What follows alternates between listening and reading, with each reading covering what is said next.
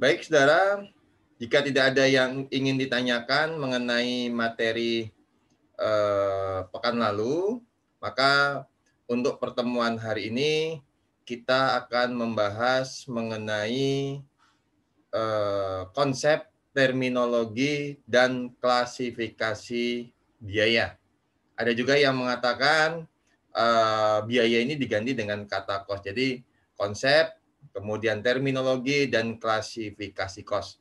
Saya masih menggunakan istilah biaya karena untuk menyamakan dengan apa yang ditulis di bukunya Pak Kris Miyaji dan juga supaya ada keterkaitan dengan materi pada saat Anda mengambil akuntansi biaya. Secara pemahaman, saya yakin Anda semua sudah tidak asing dengan isi dari materi ini, saudara. Jadi saya mengatakan demikian karena saya percaya bahwa pada saat Anda menempuh mata kuliah akuntansi kos atau akuntansi biaya, Anda sudah mempelajari jenis-jenis atau klasifikasi biaya, mulai dari yang berhubungan dengan produksi maupun yang tidak berhubungan dengan produksi. Tetapi, saudara, kenapa ini kita pelajari kembali di mata kuliah akuntansi manajemen? Karena pemahaman mengenai biaya atau cost ini sangat penting. Tujuannya adalah untuk pengambilan keputusan nantinya, saudara.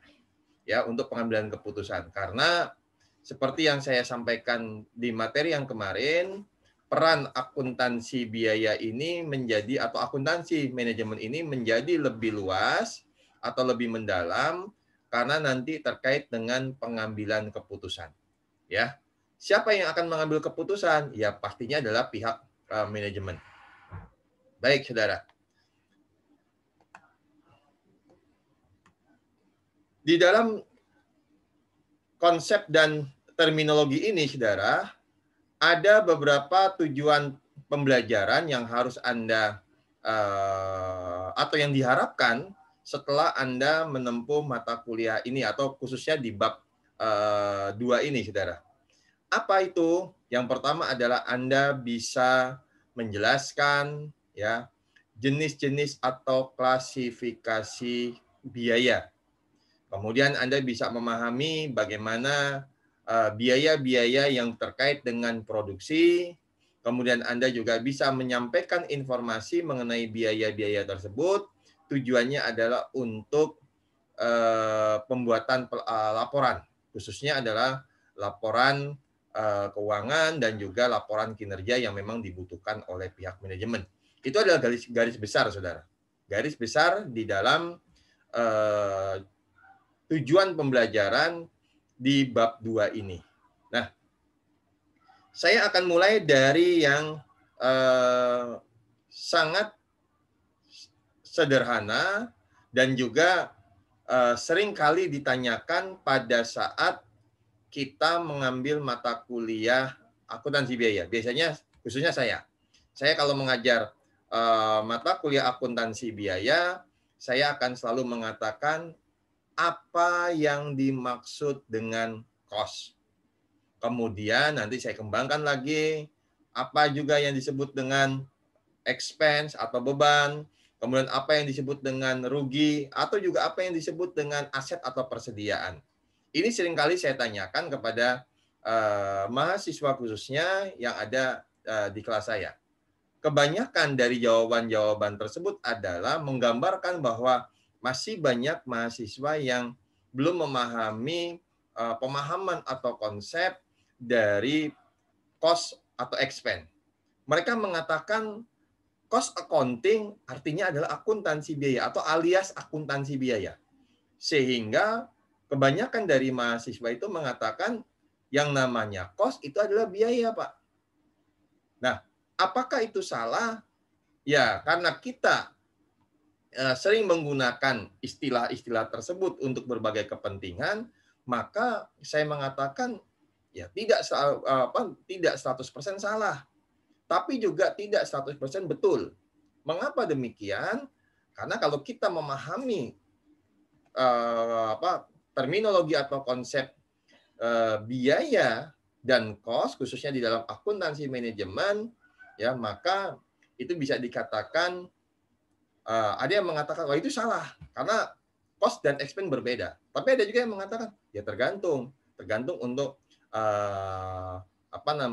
pemakaian di dalam istilah tersebut. Sehingga ada yang mengatakan bahwa istilah yang paling sering dipakai di dalam akuntansi manajemen adalah demikian, saudara.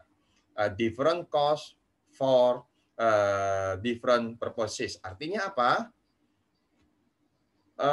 Different cost yang berbeda itu juga bisa dimaknai untuk untuk tujuan yang berbeda. Walaupun wujudnya sama, ya wujudnya sama. Misalkan, saudara, bahan baku bagi perusahaan manufaktur itu masuk sebagai biaya produksi atau komponen dari biaya produksi. Tetapi bisa saja untuk tujuan yang lain, biaya bahan baku itu tidak kita kategorikan atau kita anggap sebagai biaya produksi, tergantung tujuan tersebut. Nanti di belakang akan saya jelaskan berbagai macam jenis-jenis biaya tergantung dari tujuannya. Maka istilah different cost for different purposes itu adalah demikian, saudara. Nah, oke. Saya akan jelaskan terlebih dahulu, ini adalah yang seringkali tadi saya katakan, saya tanyakan di awal-awal kuliah, biasanya di akuntansi biaya maupun di dalam akuntansi manajemen, saya akan bertanya, apa bedanya antara cost dengan expense? Maka di sini ada satu komunikasi antara dua orang, ya misalkan dianggaplah dua manajer yang masing-masing membawai satu departemen. Kemudian salah satu manajer tersebut bertanya kepada manajer yang lainnya, sebenarnya apa yang dimaksud dengan cost? Kan demikian, saudara. Karena kalau misalkan kita bicara mengenai cost tadi, itu tergantung dari melekat di objek apa. Artinya di objeknya mana atau di produknya apa. Nah, demikian, saudara. Nah, oleh karena itu, saudara, oleh manajer yang satunya lagi dijelaskanlah dengan penjelasan yang cukup baik karena sesuai dengan pemahaman di dalam konsepnya, saudara. Jadi yang dimaksud dengan cost adalah kas atau nilai ekivalen kas. Apa itu nilai ekivalen kas? Berarti yang disetarakan dengan kas atau setara dengan kas, ya, yang dikorbankan untuk memperoleh barang dan jasa yang diharapkan bermanfaat bagi organisasi baik sekarang maupun di masa yang akan datang. Jika Anda perhatikan di sini, saudara, ada kata kunci. Apa, saudara? Kata kuncinya adalah dikorbankan atau pengorbanan yang dilakukan oleh perusahaan dalam hal mengeluarkan atau untuk memperoleh barang yang nanti dari barang tersebut dapat diharapkan untuk memberikan manfaat di masa yang akan datang. Nah, demikian, saudara. Jadi dalam hal pemahaman cost itu adalah sebuah pengorbanan. Artinya perusahaan berkorban melakukan sesuatu yang nanti diukur dengan satuan mata uang, dalam hal ini kalau kita melihat kas itu biasanya dalam satuan mata uang atau setara dengan kas, yang digunakan untuk mendapatkan barang tadi dan diharapkan barang tersebut memberikan manfaat. Apa manfaatnya? Ya, kalau kita bicara mengenai barang, maka biasanya ada manfaatnya adalah barang ini bisa dijual, dari penjualan kita mendapatkan penghasilan, kemudian kita mendapatkan laba atau keuntungan dari barang yang kita jual tersebut. Itu adalah manfaat, saudara. Sehingga, saudara, dijawab oleh yang bertanya tadi, oh, berarti yang dimaksud dengan cost adalah ukuran rupiah sumber daya yang digunakan untuk memberikan manfaat. Ini, saudara, pemahaman mengenai cost. Nah, terkait dengan cost, seringkali saya bertanya, apa bedanya dengan expand? Ya, apa bedanya dengan expand? Seringkali mahasiswa tadi saya katakan, saya sudah menjelaskan bahwa cost itu adalah pengorbanan. Berarti expand itu apa, Pak? Nah, sebagai ilustrasi demikian, saudara. Sebagai ilustrasi, jika perusahaan membeli barang dagangan, ya misalkan membeli spidol sebanyak 10 unit, maka uang yang dikeluarkan untuk membeli spidol tadi, ya saudara, misalkan nilainya adalah 10.000, jadi seharganya 10 unit spidol adalah 1.000. Kemudian ya nilai 10.000 yang dikorbankan perusahaan untuk memperoleh spidol tadi, itulah yang disebut dengan cost. Kemudian ya cost tersebut atau spidol tadi ya yang sebanyak 10 dipakai atau dijual sebanyak 7. Ya, atau misalnya dipakai lah saudara, dipakai untuk menulis dan untuk membuat laporan keuangan ya, untuk tujuan-tujuan yang mendukung operasional perusahaan. Maka nilai 7 tadi saudara, 7 dari 10 spidol ya, yang nilainya adalah kalau kita hitung per unitnya adalah 1.000 saudara, maka senilai 7.000 merupakan expense. Demikian saudara. Jadi 10.000 adalah pengorbanan yang dikeluarkan oleh perusahaan untuk memperoleh, ya dia mengeluarkan, membeli ya sebanyak 10.000 ya nilainya dan memperoleh sebanyak 10 unit, ya kan saudara. Kemudian dia pakai 7. Nah, kalau dinilai adalah 7 adalah setara dengan 7.000, maka kalau ditanya apa bedanya antara cost dengan expense, ya kalau cost itu adalah yang tadi yang 10.000-nya, sedangkan expense-nya adalah 7.000. Kenapa? Karena expense tadi adalah memberikan manfaat, ya, dipakai dan memberikan manfaat. Demikian, saudara. Jadi kalau kita mau bicara mengenai konsep perbedaan antara cost dan expense. Nah, oleh karena itu, saudara, ini saya keluar dulu. Saya akan membuatkan sebuah ringkasan terkait dengan cost dan expense tersebut, saudara. Jadi, saya akan tunjukkan kepada Anda, saya akan gunakan whiteboard. Ya. Jadi, supaya Anda apa? Supaya ke depannya, kalaupun Anda ditanya oleh orang, apa bedanya cost dengan expense, Anda bisa menjelaskan. Tapi kalau misalkan ada orang yang mengatakan cost itu sama dengan expense, ya boleh saja, saudara. Misalkan kita beli 10 unit tadi, kemudian 10 unitnya tadi dipakai semuanya. Nah, itu bisa. Kita korbankan 10.000, kita pakai 10.000, berarti sama. Ya, bisa saja ada yang mengatakan demikian. Tapi secara konsep atau terminologi, khususnya di dalam akuntansi biaya ini adalah kita harus betul-betul paham apa bedanya antara cost dengan expense. Nah, saya akan tuliskan dulu, saudara. Ini saya tunjukkan kepada Anda. Saya akan tulis di sini. Di sini adalah cost. Ya, cost. Kemudian saya akan garis ke bawah. Saya akan buat garis ke bawah. Ya.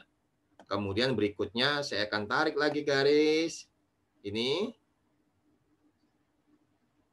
Saya akan bagi 2. Kemudian di sini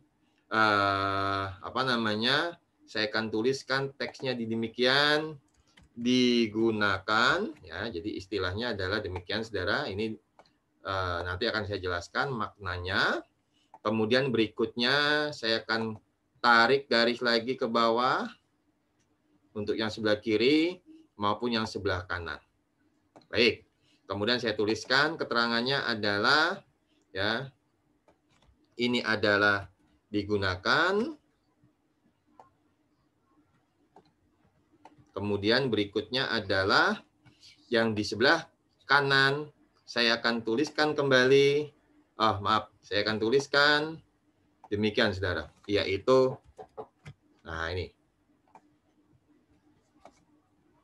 Saya akan letakkan di sini. Kemudian berikutnya yang digunakan, saya akan bagi lagi menjadi 2. Saya akan bagi lagi menjadi 2. Mudah-mudahan ini bisa dipahami ya, cukup jelas. Kemudian saya tarik lagi garis ke bawah ya.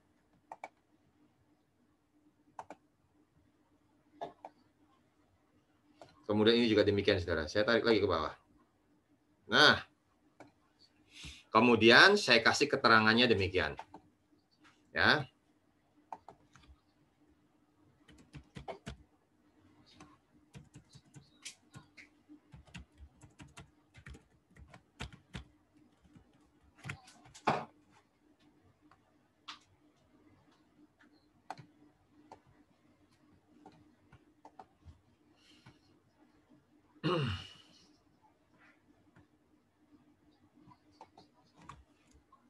Kemudian saya tuliskan lagi. Ya. Kemudian ini saya letakkan di sebelah kiri. Kemudian saya tulis lagi. Ya. Ini Bapak dari tadi nulisnya adalah yes no saja ini. Maksudnya apa? Nanti akan saya jelaskan, Saudara. Kemudian inilah yang disebut dengan expense. Expense, oke? Atau beban.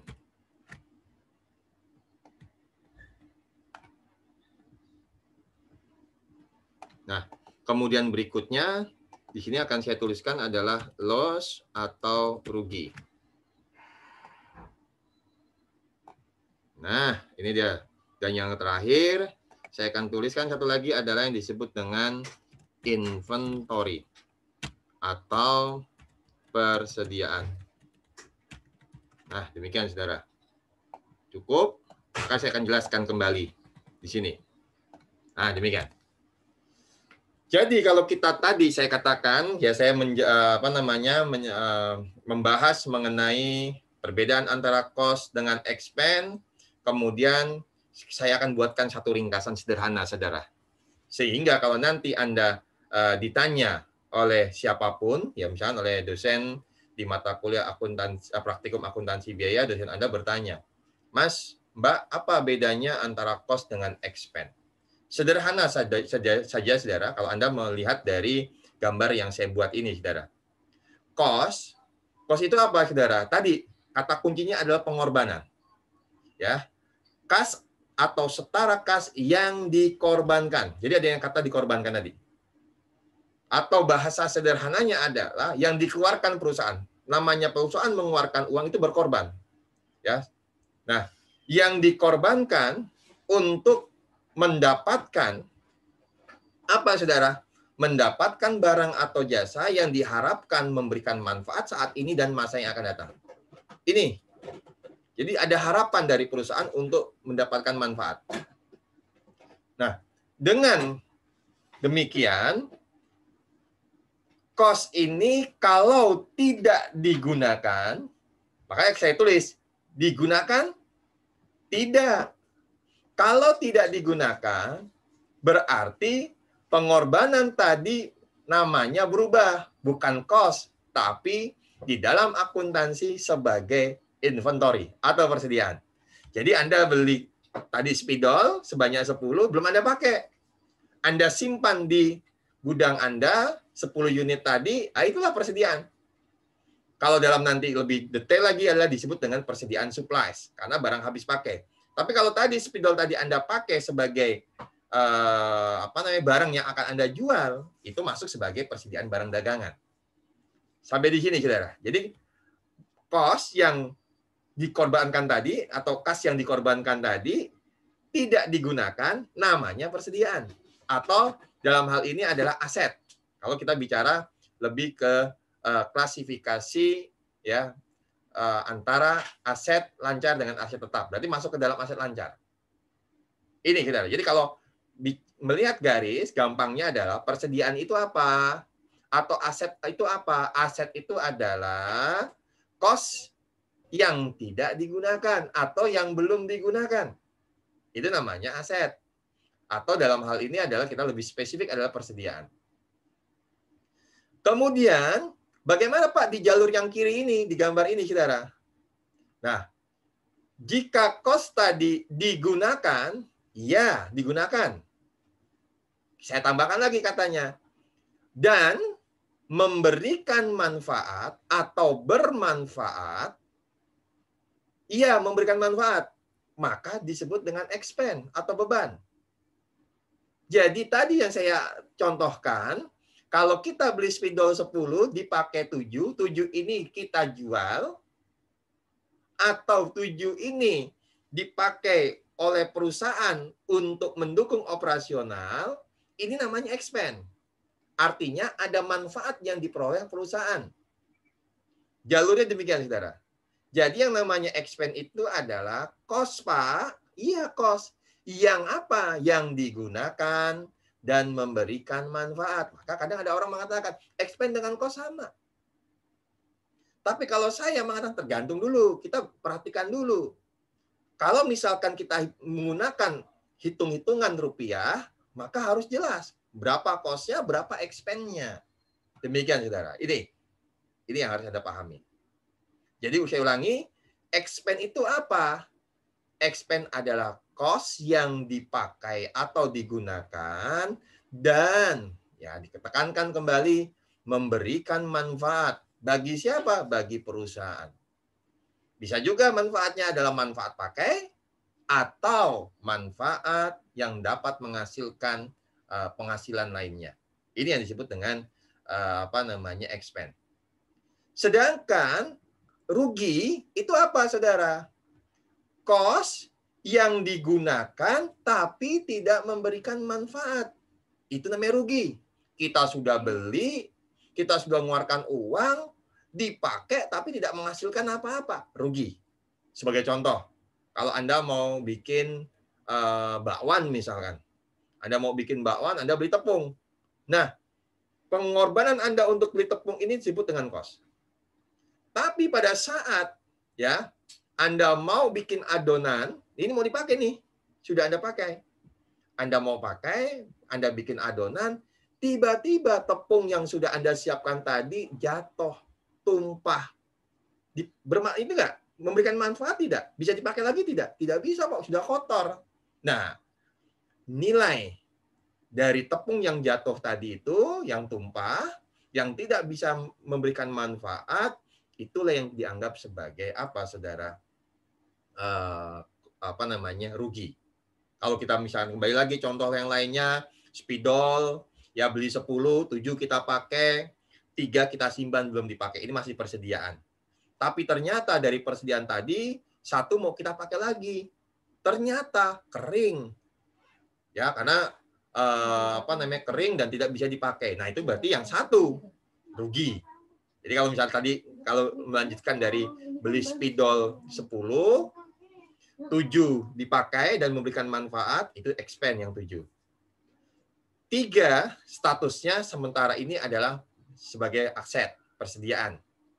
Tapi pada saat nanti asetnya ini nanti mau kita pakai lagi untuk memberikan manfaat, tapi ternyata 1 dari sisa 3 tadi ya kering, tidak bisa kita pakai. Maka kita buang spidol tadi. Nah, maka kalau dihitung-hitung dari 10, 7 adalah expense, 1 adalah rugi, 2 yang belum dipakai masuk sebagai inventory. Demikian, saudara. Jadi mudah untuk kita pahami kalau Anda membuat ya semacam ringkasan seperti yang tampak di layar ini, saudara. Demikian ya untuk perbedaan antara cost, expense, dan saudara, rugi serta aset atau persediaan. Sampai di sini ada yang mau ditanyakan, saudara? Saya yakin belum ya, karena ini masih awal-awal ya, istilahnya masih pemanasan, sehingga belum begitu banyak yang mau Anda tanyakan misalkan. Ya, baik. Nah, kemudian saya lanjut, saudara, saya lanjut ke dalam PPT, saya kembali ke PPT. Ya.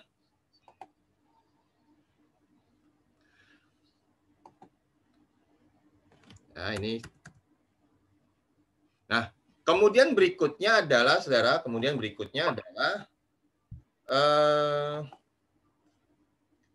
tadi saya katakan bahwa cost itu adalah maknanya bisa macam-macam.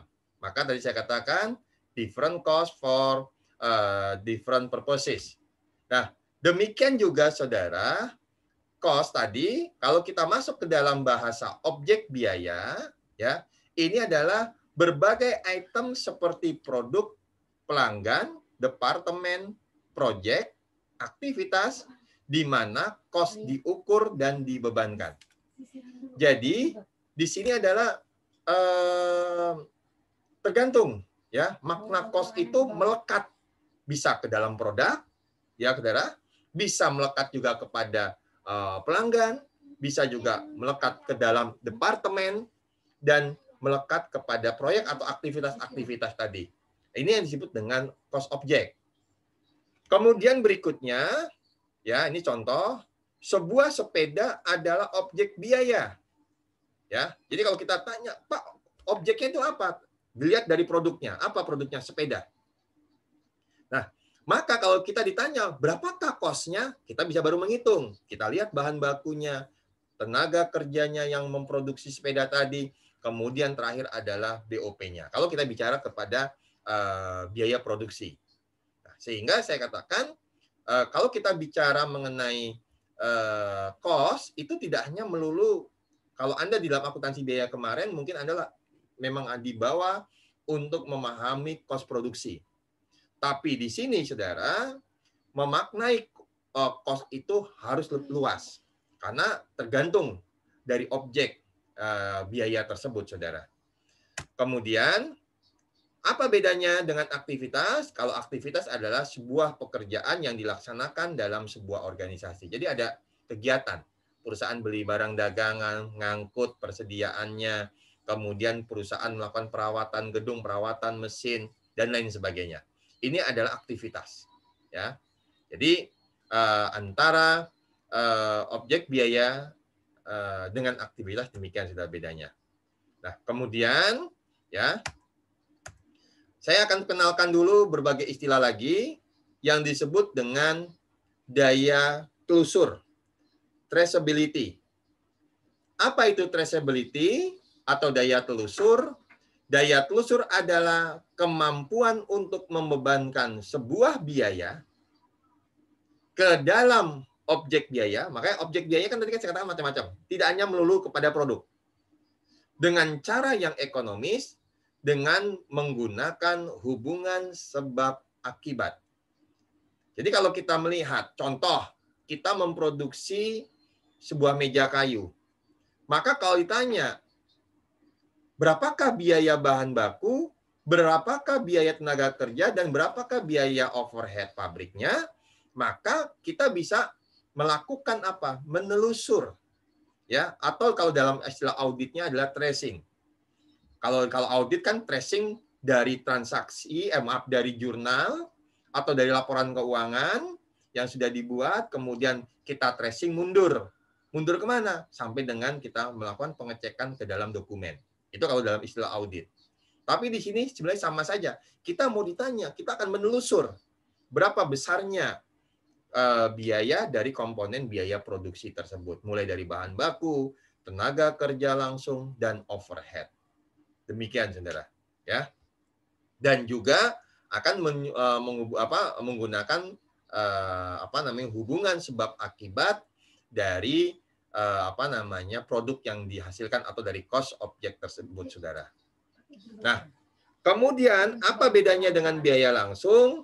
Nah, kalau kita bicara mengenai daya telusur, ya maka tidak akan tidak akan terlepas dari apa yang disebut dengan biaya langsung. Biaya langsung adalah biaya yang dapat dengan mudah dan akurat ditelusur jejaknya ke sebuah objek biaya. Artinya apa, saudara? Secara fisik kita bisa melihat. Jadi biaya langsung itu adalah secara fisik kita bisa melihat ya ke dalam produk. Sebagai contoh tadi kalau saya katakan adalah kita memproduksi meja kayu, maka kalau ditanya biayanya berapa? Kita bisa merinci. Bahan bakunya, oh pastinya kayu. Kita bisa menghitung berapa besarnya kayu yang apa namanya yang digunakan untuk memproduksi meja tersebut. Demikian, saudara. Kemudian apalagi, saudara? Yaitu tenaga kerja. Kita bisa menghitung. Nah, siapa yang kemarin bikin ini? Misalkan tukang kayunya ada 3, ya. Maka kita bisa menghitung gajinya dia. Oh, ternyata berdasarkan jam kerja. Jam kerjanya berapa? 5 jam. Kali berapa tarifnya? Kita bisa menghitung. Kalau kita bicara mengenai biaya langsung. Sehingga di dalam beberapa buku dan mayoritas mengatakan kalau kita bicara ke dalam sebuah produk, biaya bahan baku dan biaya tenaga kerja langsung itu adalah contoh dari biaya langsung atau direct cost. Ya. Kemudian ini contoh jika sebuah rumah sakit itu adalah cost object, maka ya biaya-biaya yang berhubungan dengan penghangat ruang, pendingin ruangan di dalam rumah sakit tadi itu adalah direct cost karena itu kita bisa melihat kalau ini rumah sakitnya rasanya dingin, oh berarti ada pendinginnya. Rumah sakitnya kok hangat, oh berarti ada penghangat ruangan. Nah, lawan dari biaya langsung adalah yang disebut dengan indirect cost atau biaya tidak langsung yang memiliki makna biaya atau cost yang tidak dapat dengan mudah dan akurat ditelusur jejaknya ke sebuah objek biaya. Nah, kalau kita bicara ke dalam produk, maka yang paling gampang yang sini sudah seringkali Anda kenal adalah biaya overhead pabrik. Ini adalah salah satu contoh dari biaya tidak langsung. Sebagai contoh begini, saudara. Kalau kita bikin atau kita memproduksi meja kayu, yang nampak secara fisik adalah kayunya, saudara. Kita bisa melihat, oh ini ada wujudnya nih, ada kayunya. Tapi kalau ditanya, untuk sampai dengan membentuk meja tadi pasti dibutuhkan lem, yaitu lem kayu. Dibutuhkan paku. Nah, lem dan paku ini kita nggak tahu jumlahnya berapa.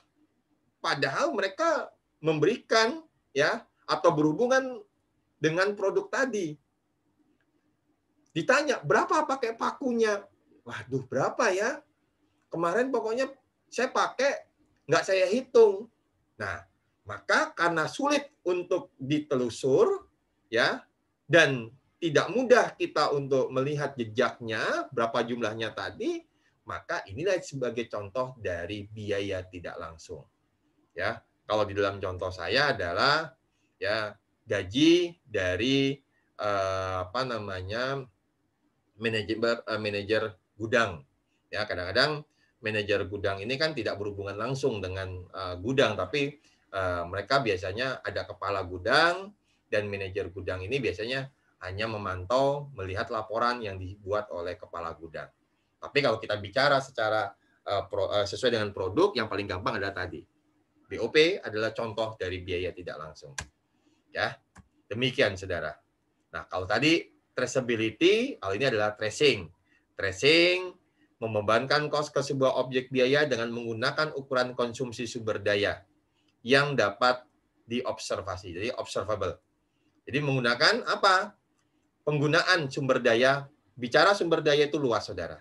Bisa saja penggunaan uang. Uang adalah salah satu bentuk sumber daya. Ya, maka tracing ini dapat dilakukan ya. Jadi kalau kita menelusur pembebanan kos ke dalam sebuah objek biaya tadi ya, dengan cara apa, saudara? Dengan cara direct tracing. Adalah proses identifikasi dan pembebanan kos yang secara eksklusif dan fisik berhubungan dengan sebuah objek. Tadi yang saya contohkan, biaya langsung. Jadi langsung kita menelusur. Kita melihat berapa pemakaian kayu, tenaga kerjanya berapa. Inilah direct tracing. Kita langsung menelusur. Dan kita bisa melihat secara fisik. Yang kedua adalah driver tracing. Penelusuran ya menggunakan istilah driver. Ini adalah istilah baru, saudara. Ya, nanti akan Anda temui di bab berikutnya. Ya, jadi ada istilah driver. Driver ini apa, saudara? Driver adalah faktor-faktor yang menyebabkan terjadinya konsumsi biaya tadi. Kalau kita mau bikin sebagai contoh, kalau kita mau membuat meja kayu tadi, faktor-faktor apa saja yang menyebabkan ya sampai dengan perusahaan tersebut melakukan konsumsi biaya atau membuat produk tadi, saudara. Nah, ini kita akan menggunakan. Jadi ada istilah driver, pemicunya, ya. Ada pemicu dari apa, saudara? Dari ya faktor-faktor tadi yang menyebabkan terjadinya konsumsi biaya. Nah, oleh karena itu kalau saya ringkas lagi di dalam metode pembebanan kos, misalkan ada kos sumber daya, bisa kita menggunakan dengan penelusuran langsung atau dengan menggunakan penelusuran berdasarkan faktor-faktor penyebabnya, yaitu drivers tadi, saudara. Kemudian nanti bisa juga berdasarkan alokasi. Maka kalau penelusuran langsung, kita observasi fisik, kita datangi, kita lihat produknya, ya. Kemudian kalau yang namanya penelusuran driver, kita akan melihat sebab akibat, apa saja faktor-faktor yang menyebabkan sehingga perusahaan memproduksi meja tadi, kita akan melihat, ya. Bisa saja faktor penyebabnya apa? Ya, misal karena adanya kebutuhan, kemudian perusahaan ingin meningkatkan penjualan, kemudian bisa juga kalau yang berhubungan dengan produksi, karena ada mesin, maka faktor-faktor yang menyebabkan mesin ini harus dihidupkan apa? Oh, berarti butuh yang namanya power atau listrik dan lain sebagainya. Ini, jadi kita mengidentifikasi adanya hubungan sebab akibat tersebut. Kemudian kalau yang alokasi ini berdasarkan asumsi. Ya, kalau pada saat Anda mengambil mata kuliah akuntansi biaya, khususnya BOP, kita menggunakan BOP dibebankan. Artinya BOP yang dibuat berdasarkan asumsi. Berapa Pak BOP-nya? 10% dari tenaga kerja. Kalau kita tidak bisa menghitung secara akurat penggunaan BOP tadi. Karena BOP tadi ini ada memang hal yang sulit, saudara. Ya, kalau yang terukur misalkan bahan penolong bisa kita ukur. Kemudian tapi ya memang juga kadang bahan penolong juga agak sulit, khususnya kalau kita memproduksi item-item atau produk-produk yang relatif kecil. Contoh tadi kalau saya contohkan di awal, Anda mau bikin bakwan, ditanya bahan bakunya apa? Bahan bakunya ya tepung, sayur-sayuran. Bahan penolongnya ya bumbu-bumbu. Berapa nilainya? Saya nggak tahu. Karena apa-apa semuanya pada saat Anda bikin, Anda menambahkan garam secukupnya, penyedap rasa secukupnya, gula secukupnya, air secukupnya. Nah, berapa ini nilai dari secukupnya? Nah, hal-hal seperti inilah, maka di dalam BOP boleh menggunakan yang namanya dibebankan atau berdasarkan alokasi. Sehingga dari ini ya. Tunggu sebentar saudara, ini belum bergerak. Nah, inilah kita nanti dari semua penelusuran ya dapat dibebankan biaya ke dalam objeknya. Demikian, saudara. Saya lanjut. Gimana, Mas Ivan? Ada yang mau tanya? Pak, ini kita cetak tadi, Pak. Oh, ya, nggak apa-apa. Berarti nggak ditanya? Nggak ditanya? Pak. Oke, baik. Saya lanjut, saudara. Belum, Pak. Baik. Ya, saya lanjutkan. Saya tadi menyinggung pada saat berdasarkan alokasi, yaitu dibebankan, itu biasanya berlaku kepada overhead. Tapi perlu juga dipahami bahwa overhead, ya selain overhead yang dibebankan, ada juga BOP yang betul-betul terjadi. Artinya yang bisa kita hitung, identifikasi nilainya, ya itu yang disebut dengan BOP sesungguhnya. Tetapi dalam hal pelaporan nanti ke dalam produk, BOP sesungguhnya ini nanti akan dialokasikan. Kemana, saudara? khususnya BOP yang terjadi di dalam departemen pembantu atau departemen jasa, ini istilahnya adalah pusat biaya. Pusat biaya itu lebih, kalau kita menggunakan istilah akuntansi biaya kemarin, itu adalah sebagai departemen atau seksi, ya. Pusat biaya ini adalah departemen jasa yang nantinya akan dialokasikan ke departemen produksi atau pusat biaya produksi, ya. Jadi seluruh biaya yang terjadi di departemen jasa akan dialokasikan ke departemen produksi.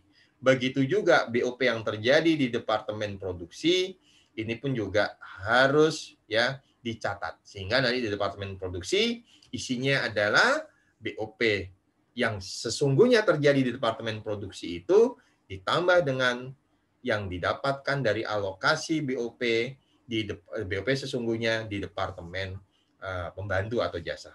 Demikian, saudara. Nah, kemudian ya sehingga kalau tadi kita bicara berbagai macam atau perbedaan cost dengan expense, maka kalau ditanya cost produk itu apa? Ya pastinya adalah cost yang melekat di produk. Ya tadi kalau misalkan kita ingin memproduksi meja, maka apa saja yang melekat di produk meja tadi? Ya pastinya adalah bahan baku, tenaga kerja, ya, dan overhead. Jadi yang disebut dengan cost produk adalah semua cost yang melekat pada produk tersebut. Nah, cost ini akan mengikuti produk yang dilekati biaya tadi. Dan pastinya karena pengeluarannya sudah ada dan dapat diukur dengan kas dan setara kas, maka cost ini akan dilaporkan khususnya di laporan laba rugi. Terutama pada saat nanti di produk ini bisa dijual, maka ada pendapatan dan ada biaya yang bisa dilaporkan, sehingga ini masuk ke dalam konsep akuntansi yaitu matching principle.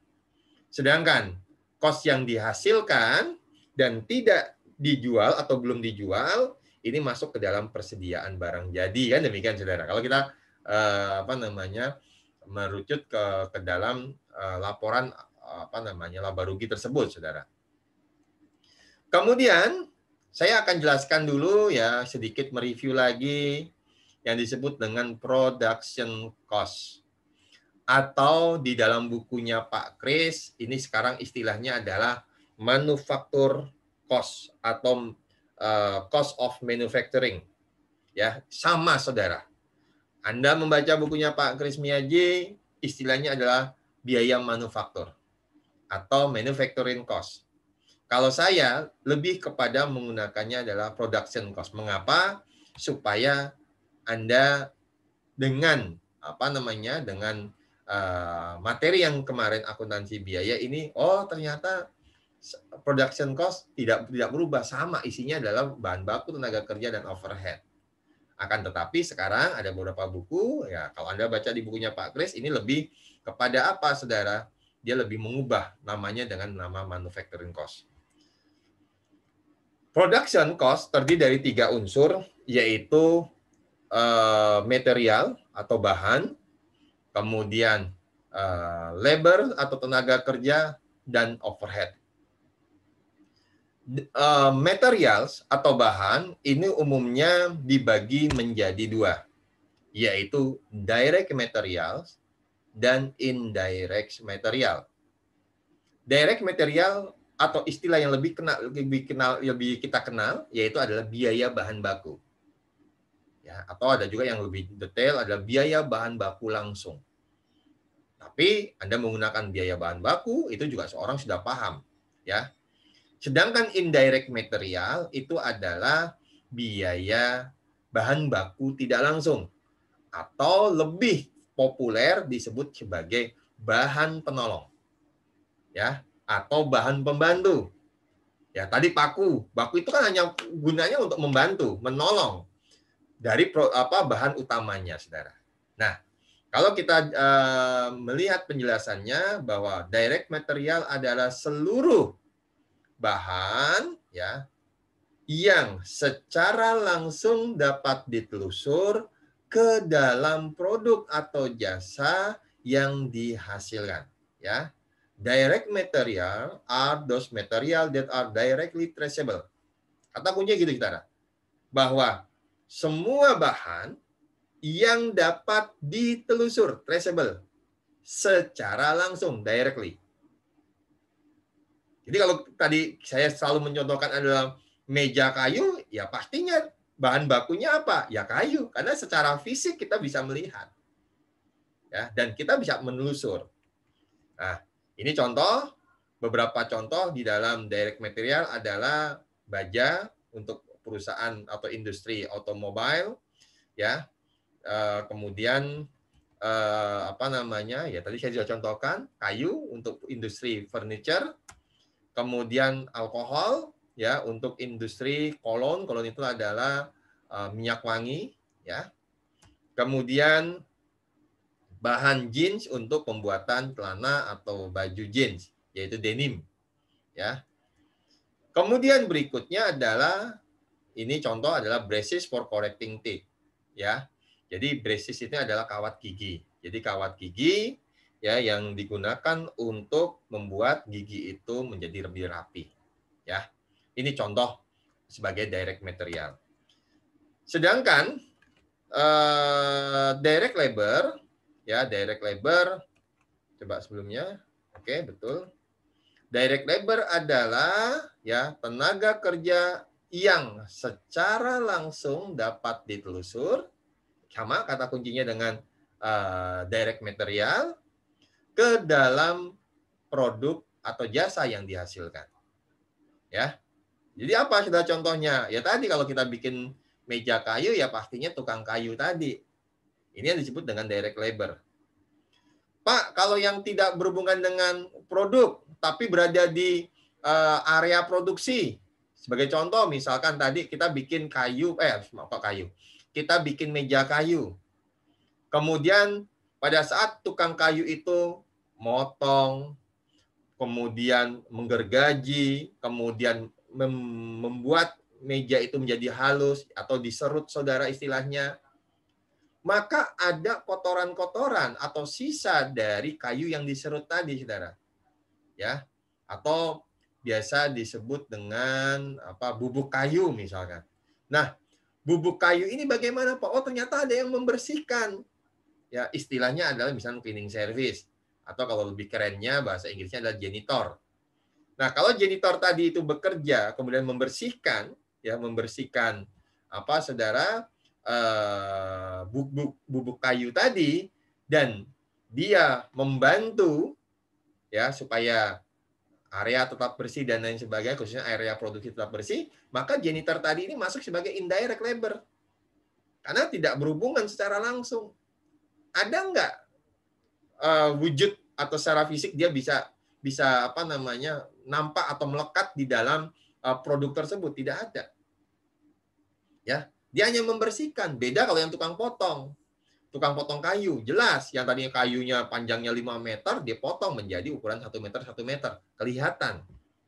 Kemudian ada tukang yang tukang kayu yang membentuk, yang mengubah kayu yang sepanjang 5 meter tadi menjadi meja. Oh, ada wujud secara fisiknya. Jadi ada apa yang dia hasilkan, yang dia kerjakan, kemudian memberikan hasil. Itu yang disebut dengan direct labor. Beberapa contoh adalah perusahaan Chrysler, ya. Ini pekerja-pekerjanya yang khususnya di bagian perakitan, ya. Kemudian chef restoran, kemudian perawat atau nurse yang berhubungan dengan operasi, kemudian pilot, ya. Sedangkan di dalam komponen biaya produksi yang lainnya yaitu yang disebut dengan overhead. Saya kalau ditanya apa Pak itu overhead? Sederhananya adalah seluruh biaya produksi selain bahan baku dan tenaga kerja langsung. Kalau tadi saya menyebutkan bahan baku, kemudian saya sebutkan indirect material atau istilahnya adalah bahan penolong, nah berarti bahan penolong itu kan bukan bahan baku, maka masuk sebagai BOP. Demikian juga tenaga kerja. Kalau tadi saya menyebutkan tukang kayu, ada yang membantu, yaitu janitor tadi. Maka tukang kayunya adalah tenaga kerja langsung, sedangkan janitor atau tukang bersih-bersih tadilah yang disebut dengan apa, saudara? Yang disebut dengan overhead. Itu, saudara, satu poin untuk memudahkan pemahaman overhead. Beberapa contoh yaitu depresiasi gedung dan peralatan, khususnya gedung pabrik. Kalau gedung kantor itu bukan overhead karena dia tidak ada hubungannya dengan produksi. Kemudian perawatan gedung dan peralatan misalkan, kemudian supplies ya yang berhubungan dengan kebutuhan-kebutuhan di dalam pabrik tadi, atau juga supervisi ya tadi manajer gudang atau manajer produksi yang dia hanya tugasnya adalah melakukan supervisi saja, tidak ada hubungannya secara langsung dengan produksi, maka masuk sebagai biaya overhead. Atau juga ini adalah power atau biasanya lebih tepat adalah kelistrikan, ini listrik ya. Ini makanya saya di sini saya gambarkan adalah sutet ya, tegangan tinggi. Kemudian yang terakhir adalah property taxes atau PBB, pajak bumi bangunan. Ini contoh dari overhead. Kemudian kalau kita mengklasifikasi lagi lebih detail lagi, ada yang disebut dengan biaya prima, kemudian biaya konversi. Dan saya yakin Anda paham semua sudah bahwa biaya prima itu adalah atau biaya utama adalah biaya bahan baku dan biaya tenaga kerja. Kenapa kok disebut sebagai biaya utama atau biaya prima atau prime cost? Karena yang paling utama. Secara fisik nampak di dalam produk. Tadi meja, fisiknya apa? Ya meja, kayu. Maka kayu itulah yang paling utama. Ditambah lagi, untuk mengubah kayu tadi pasti butuh tenaga. Siapa? Ya tukang kayu. Nah, tukang kayu inilah yang mempunyai peranan yang sangat besar untuk mengubah bahan tadi kayu masih dalam panjang 5 meter menjadi sebuah meja tadi. Sehingga kalau nanti kalau Anda mengenalkan istilah prime cost ya, maka disebut dengan biaya utama tadi, yaitu yang isinya adalah tenaga kerja ditambah dengan bahan. Lawannya atau sisi yang lainnya adalah biaya konversi. Biaya konversi adalah namanya konversi adalah mengubah. Mengubah apa, saudara? Mengubah bahan menjadi barang jadi. Maka kalau mengubah bahan pasti butuh apa? Butuh sumber daya. Apa aja sumber dayanya? Manusianya. Oh, berarti tenaga kerja. Begitu juga butuh alat-alatnya. Ada orang tapi nggak punya gergaji. Bisa motong tidak? Tidak bisa. Nah, itu. Ini kalau kita bicara mengenai biaya produksi. Karena nanti di belakang juga ada penjelasan saya mengenai biaya konversi dan biaya prima. Kemudian, lawan dari biaya produksi yang disebut dengan non-production cost. Atau biaya-biaya yang terjadi, atau kos-kos yang terjadi, atau yang dikeluarkan, yang tidak ada hubungannya dengan produksi, tidak ada hubungannya dengan produksi, tetapi terjadi di periode tersebut. Terjadi, maka ada kata di sini adalah yang dibebankan atau yang dikeluarkan, ya, atau yang dibiayakan tadi, are expense. Pada periode di mana, ya, atau yang terjadinya biaya tersebut, saudara. Nah, itu disebut dengan non-production cost. Ya. Nah, contoh dari non-production cost sederhana, ya. Kalau saya tambahkan satu lagi adalah biasanya yang tidak berhubungan dengan produksi. Itu gampangnya, saudara. Contoh penjualan atau biaya pemasaran berhubungan nggak dengan produksi? Tidak, karena dia hanya menjual barang yang sudah dihasilkan atau barang jadi tadi.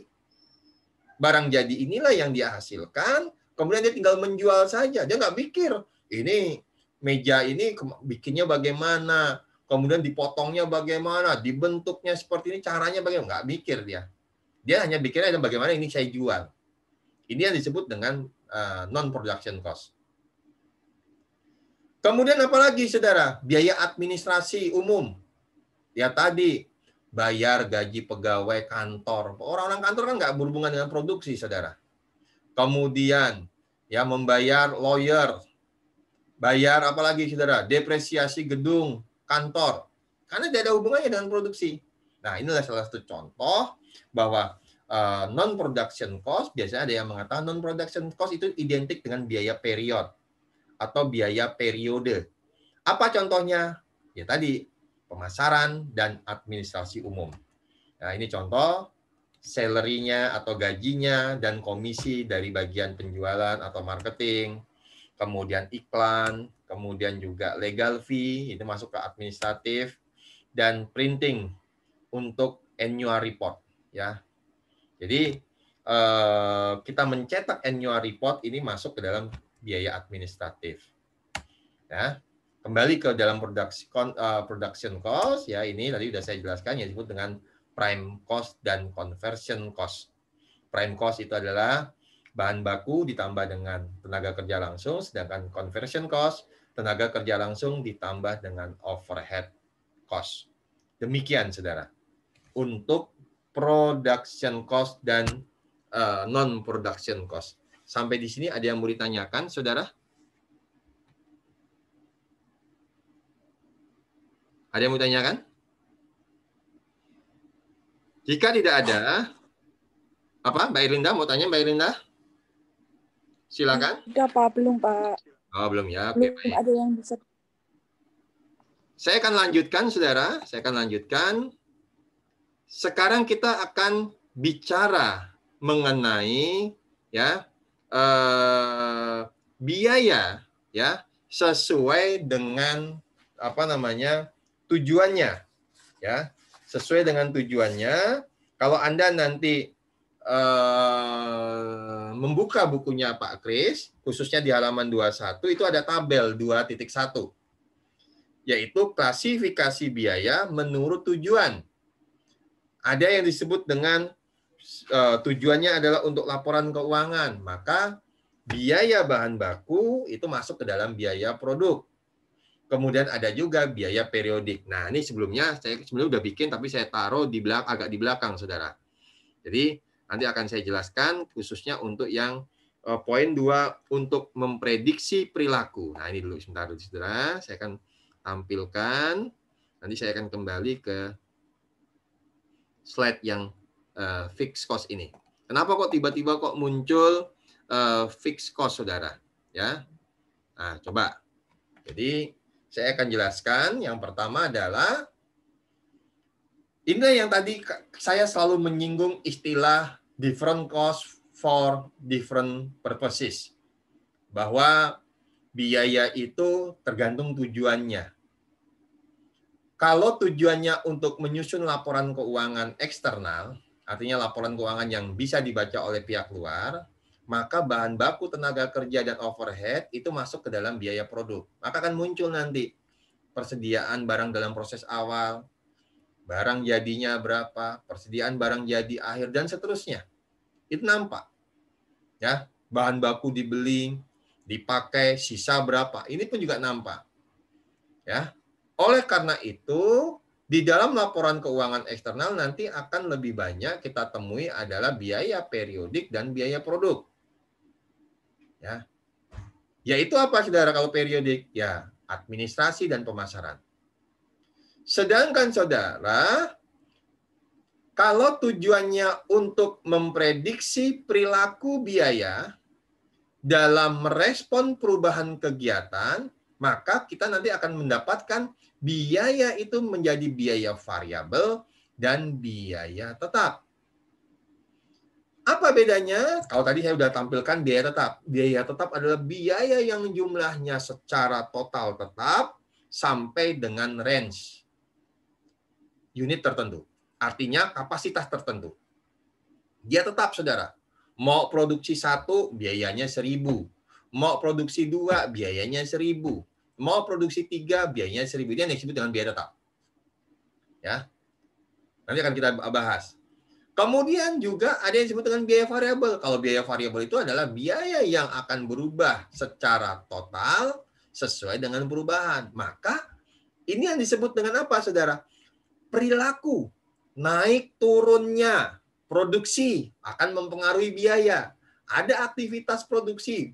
Hari ini turun, besok naik. Nah, berarti biaya itu akan berubah. Maka tujuannya untuk memprediksi perilaku, maka kita kenal dengan istilah biaya variabel dan biaya tetap. Ya. Di sini saudara, ya, biaya bahan baku masuk kategori mana? Jangan lagi mengatakan biaya bahan baku adalah biaya bahan baku. Tidak. Kalau untuk tujuannya adalah merespon perubahan kegiatan, biaya bahan baku masuk apa? Pastinya masuk ke dalam biaya variabel. Kenapa? Kalau kita memproduksi 1 unit meja butuh 5 meter. Maka kalau kita memproduksi 10 unit meja, maka kita butuh berapa? 5 meter kali 10 unit, yaitu 50 meter kayu. Nah, ini contoh, saudara. Dia berubah mengikuti perubahan kegiatan. Nah, ini untuk yang biaya variabel dan biaya tetap, ya, yang digunakan untuk memprediksi perilaku biaya dalam respon perubahan kegiatan. Sedangkan yang kedua, dua yang ke bawah maksud saya, yaitu pembebanan biaya ke objek biaya dan pembuatan keputusan akan saya jelaskan nanti setelah saya menyelesaikan pembahasan mengenai biaya variabel dan biaya tetap. Oke, saudara ya. Ya, saya kembali lagi ke slide tadi awal saya sebelum saya ini, yaitu yang disebut dengan biaya tetap. Ah, ini dia. Oke. Nah, saya tadi sudah menyinggung pada saat saya menampilkan tabel, ya, untuk perilaku, ya, untuk tujuan adalah memprediksi perilaku, maka ada dua, yaitu biaya tetap dan biaya variabel. Biaya tetap adalah biaya yang jumlahnya tetap secara total dalam kisaran atau range kegiatan tertentu. Kenapa saya selalu menyebut secara total? Karena kalau ditanya secara unit, pasti biaya tetap ini nilainya akan semakin kecil. Contoh, tadi saya menyontohkan. Biaya tetap untuk untuk membuat gampangnya adalah apa, saudara? SPP saja lah gampangnya, saudara. SPP. SPP Anda ada yang tetap, ada yang variabel. Anda mau mengambil satu semester adalah 30 SKS, bayarnya 1 juta. Anda mau mengambil 10 SKS, tetap Anda semester ini bayar 1 juta. Itu untuk tetapnya, saudara. Artinya apa? Kalau Anda ambil 10 SKS, kalau dihitung biaya tetap dari 10 SKS tadi berapa, saudara? 1 juta dibagi 10. Yaitu berapa, saudara? 100.000. Nah, ini contoh. Sedangkan kalau Anda ambil 25 SKS, maka berapakah biaya tetap Anda kalau dihitung kalau dibebankan ke dalam unit SKS tadi, maka biaya tetap Anda adalah 1 juta dibagi 25. Lebih murah, yaitu 40.000. Nah, misalnya, atau 400.000, 40.000, saudara. Nah, demikian. Kalau yang tadi adalah 100.000, sekarang 40.000. Semakin banyak produk yang dihasilkan, biaya tetapnya kalau dibebankan ke dalam per unit akan semakin kecil. Ini yang disebut dengan biaya tetap. Ya, kalau saya kadang-kadang kalau mencontohkannya adalah biaya telepon. Telepon itu dulu kalau telepon rumah, ya, bukan yang HP, itu ada yang namanya biaya yang disebut dengan abodemen. Nah, abodemen ini saudara, berapapun pemakaian kita tiap bulan sesuai dengan kategori kita, itu kita juga pasti akan dibebankan yang namanya biaya tetap, yaitu abodemen tadi, saudara. Atau kalau di dalam listrik juga ada, ya. Ini contoh untuk biaya tetap. Sebagai contoh, saudara, ini saya akan ilustrasikan, nanti akan saya jelaskan. Kalau tadi saya sudah menyinggung secara total dan secara per unit, maka mesin potong, misalkan kita mau melakukan produksi, kemudian kita menyewa mesin potong setahun harganya adalah $60.000. Mesin tadi ya dapat berproduksi atau memiliki kapasitas produksi sampai dengan 240.000 unit per tahun. Di kapasitas itu, saudara. Artinya apa? Mesin ini, saudara, hanya maksimal memproduksi 240.000. Lebih dari itu, pastinya biayanya sudah berubah, saudara. Biaya sewanya sudah berubah. Nah, sehingga, saudara, kalau saya buatkan ke dalam tabel, sewa mesin setahun itu adalah 60.000.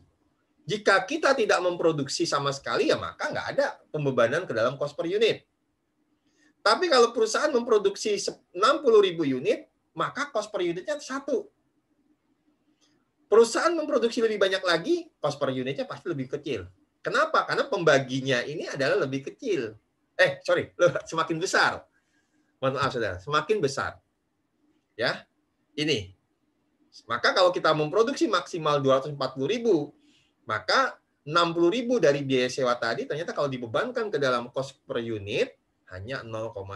Nah, ini semakin kecil, saudara. Sehingga kalau saya buatkan di grafik, ya, 60.000 ini 60.000 ini adalah fixed cost-nya.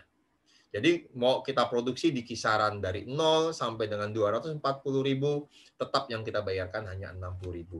Sehingga kalau misalkan saya bikinkan grafik, maka kalau hitungannya per unit, biaya tetap relatif atau cenderung akan turun, ya, atau pasti akan turun, saudara, karena pembilangnya tetap, tapi penyebutnya itu berubah-berubah dan semakin bertambah. Kalau semakin bertambah ya pasti akan semakin kecil, saudara. Ya, ini ya. Jadi kesimpulannya adalah biaya tetap, dia nilainya akan tetap secara total sampai dengan range produksi tertentu atau unit tertentu. Tergantung dari kapasitas mesin tersebut kalau kita bicara dari penyewaan mesin. Sedangkan kalau kita bicara secara per unit, biaya tetap itu akan cenderung menurun atau pastinya menurun, saudara, dan semakin kecil karena pembaginya itu semakin besar. Ini adalah untuk fixed cost. Bagaimana dengan variable cost, Pak? Kalau variable cost ini lawannya, saudara. Ya, biaya yang berubah jumlahnya secara proporsional sesuai dengan kegiatan atau sesuai dengan perubahan kegiatan. Jadi kalau hari ini kita produksi 1 unit, ya biaya per unitnya berapa? Ya 1 dikali dengan biaya variabelnya tadi. Kalau perusahaan produksi 5, ya pastinya biaya variabel per unit kali 5 unit yang dihasilkan. Terus demikian. Ya, sehingga secara total biaya variabel akan semakin besar. Kalau tadi biaya tetap, secara total tetap. Secara variabel, kalau biaya variabel secara total dia akan semakin meningkat. Akan tetapi, ya kalau ditanya per unit, biayanya ya sama. Mau produksi 1, biayanya variabel per unit ya sama. 1 dikali biaya variabel per unit. Produksi 5 unit, maka 5 dikali dengan biaya variabel per unit. Jadi hitungannya adalah per unit. Sebagai contoh begini, saudara. Ketika mesin potong digunakan untuk memotong setiap unit, mesin tersebut menggunakan 0,1 kilowatt jam dengan tarif $2 per jam kilowatt. Maka dengan demikian, cost per unitnya adalah 0,2, yaitu 2 dikali dengan 0,1. Sehingga kalau saya buatkan ke dalam tabel, ini saudara, cost per unit biaya variabel itu mau diproduksi berapapun, secara per unitnya akan tetap. Tetapi secara total dia akan berubah karena pengalinya, ya apa, saudara? Pengalinya itu adalah jumlah unitnya itu semakin meningkat. Kalau tadi 1 kita hanya bayar 0,2. Kalau kita beli 5 atau kita memproduksi 5, maka 0,2 dikali dengan 5 atau sama dengan nilainya 1 dan seterusnya. Ini adalah contoh sehingga di dalam grafik ya cenderung biaya variabel ini adalah akan menaik, saudara. Ya, akan meningkat. Akan meningkat. Ya. Kemudian untuk cost per unitnya akan relatif, apa namanya, saudara? Mohon maaf. Relatif tetap. Demikian, saudara, untuk biaya variabel dan biaya tetap. Sebelum kita lanjutkan, ada yang mau ditanyakan atau jangan lupa untuk presensi di OPA sudah bisa ya, saudara ya? Ya, jangan sampai lupa Anda harus presensi melalui aplikasi OPA. Berikut demikian, saudara, yang penjelasan mengenai biaya tetap dan biaya variabel, khususnya kalau untuk tujuan adalah memprediksi perilaku biaya ya dalam merespon perubahan-perubahan kegiatan. Baik, sampai di sini ada yang mau ditanyakan? Sebelum saya masuk ke dalam mixed cost atau biaya campuran. Mas Judi, Mas Ihsan, Mas Ikhwan, ada yang mau ditanyakan? Atau Mbak Latifah? Ada yang mau ditanyakan tidak? Belum, Pak. Oke, baik. Ya. Oke, saya lanjutkan, saudara. Berikutnya adalah biaya campuran. Yaitu biaya yang memiliki sifat biaya tetap dan biaya variabel. Jadi di dalam biaya tersebut ada unsur biaya tetap dan biaya variabel. Nah, kalau gampang lagi adalah tadi kalau saya contohkan adalah biaya telepon, itu masuk sebagai mixed cost. Kenapa? Karena ada abodemen, yaitu abodemennya adalah tetap, dan adanya biaya variabel tergantung pemakaian. Sedangkan untuk contoh lagi yang lain adalah SPP Anda. SPP Anda terdiri dari dua, yaitu SPP tetap dan SPP variabel. Ya, ini masuk ke dalam mixed cost. Nah, contoh lain di dalam mixed cost di dalam sebuah organisasi adalah petugas penjualan yang dibayar dengan gaji tetap ditambah dengan komisi penjualan. Jadi kalau misalkan kamu kerja di tempat saya ya, di bagian penjualan nanti saya kasih gaji pokoknya adalah 2 juta. Nanti kalau dari setiap produk yang dijual saya kasih komisi 100.000. Ternyata Anda dalam 1 bulan berhasil menjual 10 unit, maka 10 kali 100.000 1 juta. Maka total biaya atau gaji yang Anda terima adalah 3 juta. 2 juta yang dari yang tetap, 1 jutanya adalah dari variabelnya tadi, saudara. Demikian. Jadi ada gabungan antara variabel dengan biaya tetapnya. Nah, ini contoh, saudara, contoh. Misalkan ada biaya penjualan variabel dan ada biaya penjualan tetap. Maka biaya yang dikeluarkan yaitu adalah 30.000 untuk unit yang dijual, baik itu 40, 80, 120, dan 200, ini tetap. Dia nggak akan mengikuti unit yang dijual. Maka biaya penjualannya tetap. Sedangkan biaya variabelnya, biaya penjualan variabel itu tergantung dari unit yang terjual. Jika diasumsikan bahwa biaya variabel itu adalah 0,5 per unit, maka unit yang terjual berapa? 40.000. Kali 0,5 ketemulah 20.000 biaya variabelnya. Sehingga kalau ditanya biaya total penjualan tadi atau yang masuk ke dalam mixed cost adalah berapa? Penjumlahan dari biaya variabel ditambah dengan biaya tetap. Ya. Tapi ingat, biaya tetap ini adalah biaya tetap untuk total. Karena variabelnya ini mula-mulanya adalah per unit, sekarang sudah total. Demikian, saudara. Sehingga total biaya penjualannya adalah 50.000. Sehingga kalau dibagi ke dalam unit yang terjual, maka muncullah dengan nilai 1,25. Ya. Ini kalau saya lanjutkan grafiknya. Ya, itu adalah 90.000 untuk unit yang dijual adalah 160. Mohon maaf, ini ada kesalahan. Ini harusnya di sini, tetapi apa namanya, garisnya agak lebih ke atas dikit supaya nanti ketemu pertemuan antara 120 dengan 90 apa namanya ribu tersebut, saudara. Ya. Nah, kemudian saudara, terkait dengan biaya apa namanya campuran atau mix cost ini, saudara, seringkali di dalam organisasi antara biaya tetap dan biaya campuran ini kadang-kadang salah satu sulit untuk bisa dihitung, saudara. Oleh karena itu kita membutuhkan beberapa teknik untuk menghitung atau memisahkan antara biaya tetap dengan biaya variabel. Sehingga nanti pada saat kita sudah mendapatkan satu hitungan, formula, maka ini akan menjadi acuan. Oh, kalau kita produksi meja, biaya tetapnya adalah 1.000. Biaya variabelnya berapa? 100. Nah, maka kalau kita memproduksi 10, maka 1.000 ditambah 10 dikali 100. Nah, kan demikian, saudara.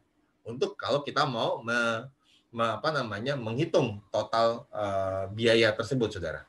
Nah, oleh karena itu, ya, bagaimana cara memisahkan metode pemisahan mixed cost? Ini kalau Anda perhatikan di dalam grafik, yang berwarna kuning ini adalah biaya tetap. Ini karena jumlahnya akan tetap sampai dengan batas maksimal produksi.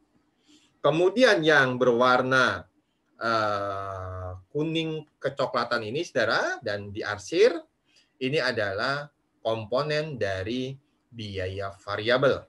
Nah, ada beberapa metode yang biasa dipakai.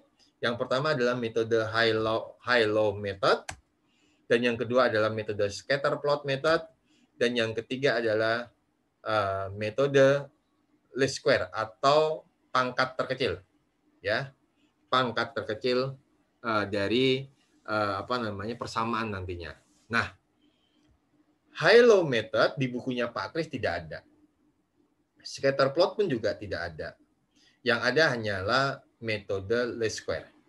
Maka di sini, saudara, nanti saya akan menjelaskan hanya dua saja, yaitu metode high-low method dan metode least square, saudara. Ya, kita lihat satu persatu untuk menghitung perilaku dari biaya campuran tersebut, saudara.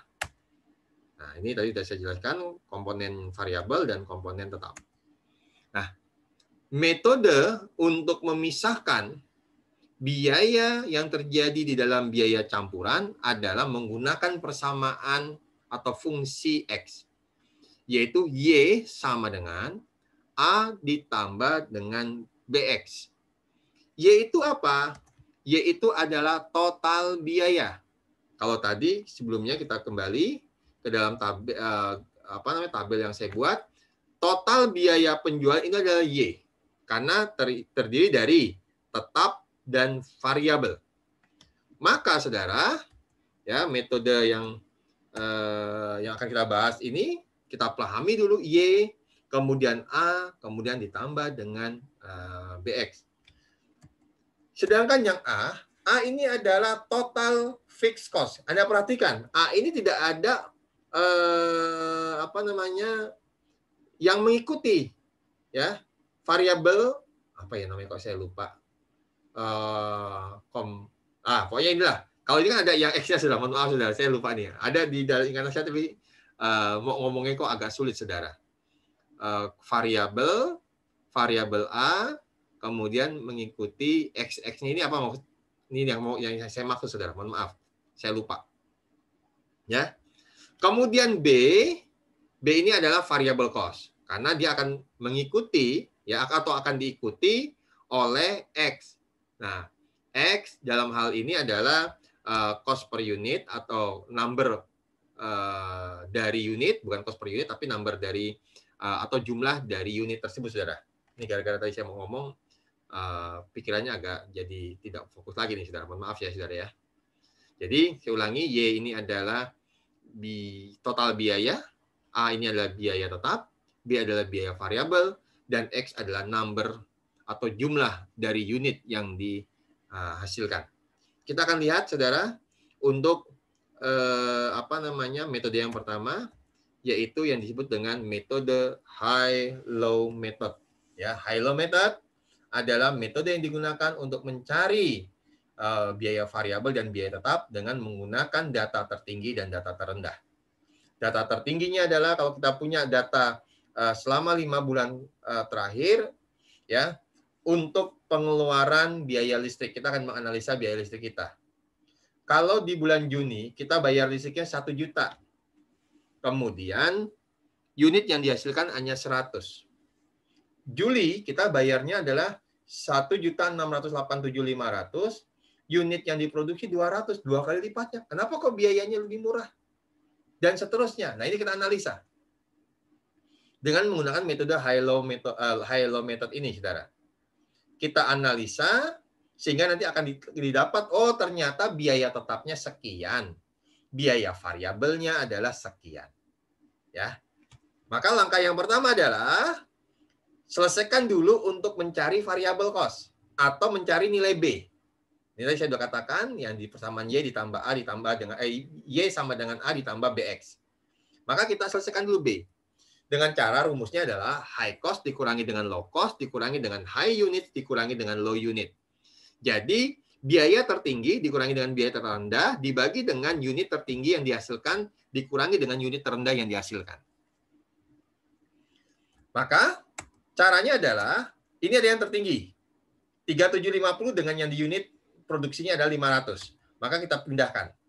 3.750, mohon maaf saya tidak menulisnya secara lengkap ini dalam ribuan supaya rumusnya itu tidak terlalu panjang nantinya, saudara. Ya, jadi enak seperti ini ya, tapi yang penting Anda tahu 3.750 ini adalah maksudnya adalah 3.750.000. Ya. Kemudian low cost-nya adalah yang mana, saudara? Low cost-nya adalah yang 1 juta. Ya. 1 juta ini, saudara, dengan unit yang diproduksi 100. Maka kita masukkan ke dalam rumus, ya, dikurangi dengan 1 juta. Jadi 3.750 yang tertinggi, dikurangi dengan 1 juta, dibagi dengan 500, dikurangi 100 unit, ketemu 400. Sehingga nilai B adalah 6.875. Nah, karena nilai B-nya sudah diketahui, nilai Y-nya diketahui, tinggal kita mencari nilai A. X-nya sudah diketahui, Pak. Sudah di dalam tabel. Di dalam tabel ini adalah nilai Y. 3.750, 3.625.500, 2.375, dan seterusnya. Ini adalah nilai X. Nilai Y. Sedangkan unit yang diproduksi adalah nilai X-nya. Maka, ya, dari persamaan tersebut, hasil yang didapat, kita bisa menghitung nilai A atau yang disebut dengan total fixed cost. Kita contoh, menggunakan data yang tertinggi boleh, atau menggunakan data yang terendah boleh. Kita buktikan dua-duanya, saudara. Data yang tertinggi adalah tadi yang 3.750, dan dihasilkan X-nya adalah 500. Maka kita lihat, 3.750 sama dengan A ditambah dengan 6.875 dari perhitungan B sebelumnya, dikali dengan X, yaitu 500. Sehingga A sama dengan berapa? 312.500. Dapat dari mana, Pak? Ini Anda kalikan 6.875 kali dengan 500, ketemu hasilnya berapa? Yaitu pastinya ketemu hasilnya adalah 3 juta. Ya. Saudara? 3.300.000. Ya, 37.500, saudara. Semoga. Nah, ini nanti berpindah ke ruas kiri, yang ini positif menjadi minus. Sehingga didapatlah nilai A-nya adalah 312.500. Bagaimana, Pak, dengan informasi? Kita akan buktikan apakah sama, yaitu untuk data terendah. Untuk data terendah adalah Y-nya 1 juta. X-nya adalah 100 unit. Maka kalau ini dikalikan dengan nilai B atau biaya variabel adalah 6.875 dikali 100 ketemu 687.500 digunakan untuk berpindah ke ruas yang kiri ya, kemudian menjadilah ditemu nilainya adalah 312.500 untuk nilai A. Sehingga kalau kita bikin persamaan supaya baku atau standar, maka formulanya adalah total biaya sama dengan biaya tetap 312.500 ditambah dengan 6.875 ya dikali dengan unit. Jadi kalau ditanya mana biaya variabel ini per unitnya 6.875. Biaya tetap 312. Total cost jumlah dari total biaya tetap ditambah dengan biaya variabel dikali dengan unitnya sehingga mendapatkan total biaya variabel. Demikian saudara, metode high-low method ya untuk memisahkan antara biaya tetap dan biaya variabel. Kemudian berikutnya adalah metode jumlah metode paragraf square itu adalah pangkat. Ya, pangkat terkecil atau disebut dengan Inggrisnya adalah metode of least square. Sebagai contoh, saudara, ada biaya yang dikeluarkan di bulan Juni sampai dengan Oktober, masing-masing 1 juta, 168.700, dan seterusnya. Kemudian ada unitnya yang dihasilkan adalah 100 sampai dengan 500 setiap bulannya. Kalau Anda perhatikan, nilai 1 juta sampai dengan 3.750 ini adalah nilai disimbolkan dengan Y. Sedangkan unitnya ini, saudara, yaitu disimbolkan dengan nilai X. Maka, kalau menggunakan metode least square, dan saya yakin Anda sudah tahu khususnya di mata kuliah praktikum anggaran. Karena alhamdulillah saya mengajar kemarin, ya, dan saya tahu untuk kasus di CV Endang Rahayu, ya, itu ada metode untuk memprediksi tren itu menggunakan metode least square. Nah, caranya bagaimana? Untuk mencari nilai B dengan nilai A, Anda tinggal menggunakan rumus. Yang pertama adalah B itu didapat dari sigma XY. Artinya apa? Anda kalikan dulu nilai X dikali Y. Nilai X dikali Y, kemudian setelah itu Anda jumlahkan. Beda dengan sigma X dikali dengan sigma Y. Artinya jumlah Y berapa dikali dengan jumlah X. Ya, jadi nanti di tabel kita jumlahkan yang X, jumlahkan yang Y. Hasilnya berapa? Misalkan yang Y 10.000, yang X adalah 500, maka 500 kali 10.000. Ini adalah nilai atau makna dari simbol sigma X dikali sigma Y. Kalau ini beda. Kalau ini kalikan dulu, baru dijumlahkan. Ya, setelah itu dibagi dengan N. N itu apa? Jumlah data. Kalau misalkan menggunakan 5 bulan, maka N-nya adalah 5. Kemudian dibagi dengan rumus, yaitu sigma X kuadrat. Artinya, X-nya masing-masing dikuadratkan dulu. Baru setelah itu dijumlahkan. Beda dengan yang simbol berikutnya, sigma X dikuadratkan. Artinya, jumlahkan dulu nilai X-nya, kemudian setelah itu dikuadratkan. Baru dibagi dengan N. Sedangkan ini adalah sigma Y, dibagi dengan N, cari nilai Y-nya berapa, dijumlahkan, dikurangi dengan nilai B. B ini yang dapat dari persamaan sebelumnya. Jadi sebaiknya kerjakan dulu B untuk mencari A. Jangan Anda mencari A, nanti B-nya mana Anda bingung. Ya, kalau Anda mau menggunakan metode least square. Kemudian dikali dengan sigma X dibagi dengan N. Nah, maka penyelesaiannya adalah sebagai berikut. Ya. Nilai Y sudah tadi, nilai X, kemudian ada rumus X kali Y. Maka kalikan dulu. 1 juta kali 100 ketemu 100 juta dan seterusnya sampai ke bawah. Kemudian ada juga X kuadrat. X kuadrat. Maka nilai X ini dikuadratkan. 100 dikali 100 sama dengan 10.000. 200 dikali 200 sama dengan 40.000 dan seterusnya. Sehingga kalau kita bikinkan keterangan, N ini adalah jumlah apa namanya saudara, jumlah data kita selama 5 bulan. Y ini adalah untuk total penjualannya, kemudian dijumlahkan. Ketemulah 11.875.000. Kemudian setelah itu X adalah 1.500, dijumlahkan juga. Kemudian jumlah atau sigma X kali Y yaitu 4.250.000.000, dan sigma X kuadrat adalah 550.000. Maka kalau dimasukkan ke dalam rumus adalah sebagai berikut. B 4.250.000 itu didapat dari sigma X kali Y. Jadi X dikali Y didapat, kemudian jumlahkan. Dikurangi dengan ya 1.500 dikali dengan 11.875. Ya. Apa itu saudara? 1.500 adalah jumlah X. Ya, atau sigma X dikali dengan sigma Y. Jadi sigma X ini dikali dengan sigma Y dibagi dengan jumlah N.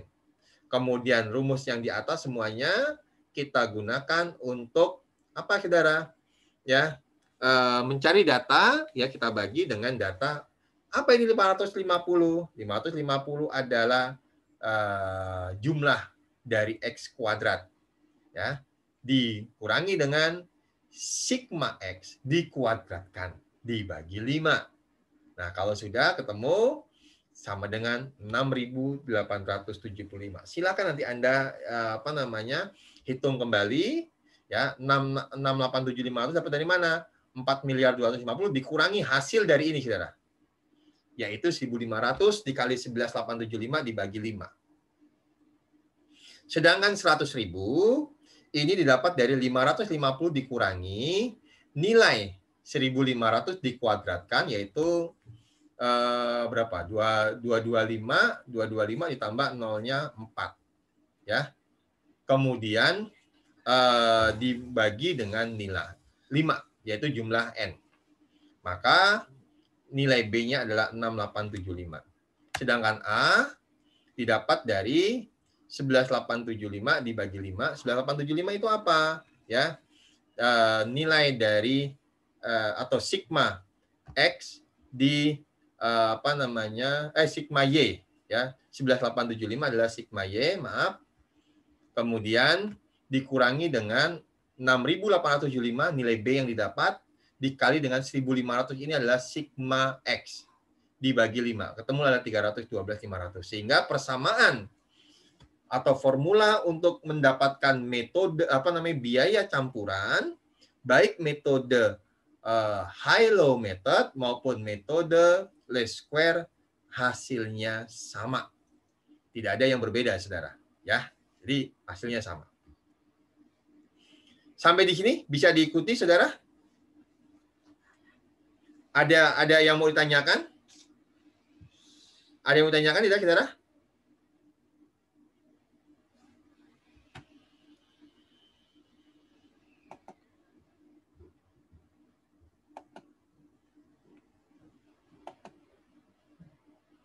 Kok mati semua? Ini ininya, videonya. Normadita, Eka, Harunia, semuanya ini mati nih. Makanya ada yang mau tanyakan tidak? Belum, Pak. Ayo, kameranya di-on kan? Belum, Pak. Belum, Pak. Masa cuma saya aja yang nyalain video, Anda nggak menyalakan. Jangan-jangan Anda sambil tidur-tiduran ya? Kalau Tidak, begitu, Pak. nah, gitu dong. Kalau begitu saya juga ngantuk ini. Saya tidur aja kalau gitu. Boleh nggak kalau saya tidur? Tidak, Pak. Sedang makan. Mbak Inta ini makan. Makan nggak bagi-bagi. Ya, Mbak Siti. Mbak Siti Jahwa. Ada yang mau tanyakan, Mbak Siti?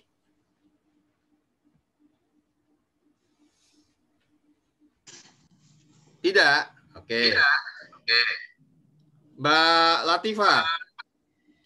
Mbak Latifah tadi ke kampus nggak, Mbak Latifah? Latifah aja, bukan Latifah. Ada dua nih Latifah ya. Ada Latifah aja. Mbak Latifah aja. Tadi pagi ke kampus tidak, Mbak Latifah? Tidak ya? Loh, kok hilang, Mbak Latifah? Oke, kalau tidak. Baik, saudara. Cukup jelas ya, saudara ya? Mas Judi, mengerti Mas Judi? Untuk dua metode untuk untuk mencari formula antara biaya variabel dan biaya tetap untuk mendapatkan biaya campuran ini. Bisa dipahami, Mas Judi? Bisa, Pak. Ya. Insyaallah. Oke, Mas Fatwa, ada yang mau tanyakan Mas Fatwa? Belum, Pak. Belum ya? Belum. Oke. Saya akan lanjut, saudara. Saya akan lanjutkan. Ini saya lewati saja, saudara. Jadi saya lewati aja. Yang penting adalah hitungannya. Nah, ini kembali lagi, saudara. Kembali ke dalam pembebanan biaya ke objek biaya. Jadi tujuan yang berikutnya adalah pembebanan biaya ke dalam objek. Ke dalam objek, kalau kita bicara misalkan objeknya apa? Produk. Berarti kalau tadi saya mencontohkan, seringkali saya mencontohkan ada meja kayu, maka kita bisa menelusur secara langsung. Kita bisa mengidentifikasi secara langsung. Nah, ini yang disebut dengan biaya langsung. Jadi kalau secara terminologinya, biaya langsung adalah biaya yang secara langsung atau secara fisik dapat ditelusur. Maka biaya bahan baku, biaya langsung. Ya nggak, saudara? Biaya tenaga kerja, langsung. Karena nanti langsung berhubungan dengan produk. Sedangkan lawannya biaya langsung apa? Biaya tidak langsung. Yaitu biaya yang sulit atau sukar untuk ditelusur secara fisik ke dalam produk tersebut, saudara. Nah, ini biaya tidak langsung. Ya. Jadi kalau kita tujuannya untuk pembebanan biaya bahan baku, tenaga kerja adalah biaya langsung. Sedangkan biaya overhead adalah biaya tidak langsung. Nah, ini kalau untuk tujuannya adalah pembebanan biaya ke produk, ke objek. Sedangkan kalau untuk tujuannya adalah laporan keuangan, biaya bahan baku namanya apa? Ya biaya bahan baku atau biaya produk tadi. Nah, kemudian berikutnya saya akan langsung menjelaskan kepada kalau tujuannya untuk pembuatan keputusan, maka ada berbagai macam atau jenis biaya. Yang pertama adalah biaya diferensial. Apa biaya diferensial? Sederhananya adalah selisih biaya. Misalkan, saudara, kalau kita ingin mengambil sebuah keputusan, ya, kita dipilih atau dihadapkan dengan dua pilihan, yaitu pilihan A dan pilihan B. Maka pastinya masing-masing pilihan tadi ada biayanya, termasuk juga pendapatannya juga ada. Maka selisih antara alternatif 1 atau pilihan 1 dan alternatif 2 atau pilihan 2 inilah yang disebut dengan biaya diferensial. Jadi selisih antara apa, saudara? Antara ya alternatif biaya pertama dan alternatif biaya yang kedua. Ini, saudara, ya, yang disebut dengan biaya diferensial. Kemudian yang kedua, kalau kita bicara mengenai keputusan, ada juga yang disebut dengan sunk cost atau versus out of pocket. Sunk cost itu apa, sunk cost, saudara? Sunk cost itu adalah kalau misalnya kita melihat ke dalam, kita terjemahkan kata sunk itu adalah bentuk ketiga dari sink. Sink itu apa, saudara? Tenggelam. Ya, jadi bukan tenggelam misalnya kita berenang tenggelam, bukan gitu, saudara. Tapi yang dimaksud apa? Tenggelamnya biaya tersebut karena waktu. Jadi artinya apa? Lebih sederhana lagi yang disebut dengan biaya masa lalu. Sunk cost ini nggak mengeluarkan biaya, saudara. Karena sudah terjadi di masa yang lalu, tetapi masih terjadi di saat ini. Apa contohnya? Depresiasi. Amortisasi itu adalah salah satu contoh sunk cost.